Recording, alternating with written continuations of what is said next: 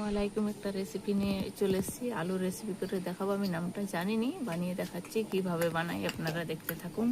এবার আলুটা ছুলে নেব। এগুলো ছুলা হয়ে গেছে, একে একে সবগুলো ছুলে নিয়েছি। এইভাবে ছুলে নেব, এইভাবে গ্রেট করে নিয়েছি। এবার পানি দিয়ে ধুয়ে নেব। এইভাবে এমনি করে ছেঁকে নিচ্ছি।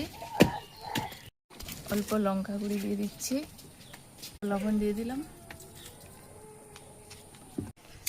অল্প কর্নফ্লাওয়ার দিয়ে দিলাম। এইভাবে দিয়ে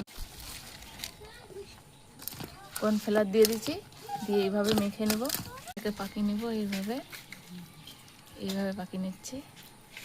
কড়াই বসিয়ে দিলাম এটা ভাজার জন্য। এখানে একে ছেড়ে দেবো, এইভাবে ছেড়ে দেওয়া হয়ে গেছে। এই যে লাল লাল করে ভেজে নিয়েছি, এইবার উঠে নেব।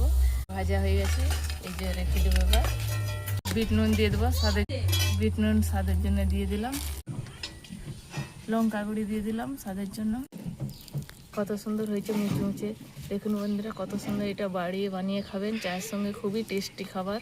কত মুচমুচে হয়েছে, কত সুন্দর। আলুর যে এত সুন্দর রেসিপি হয় আমার জানা ছিল না। দেখুন বন্ধুরা, কত সুন্দর হয়েছে।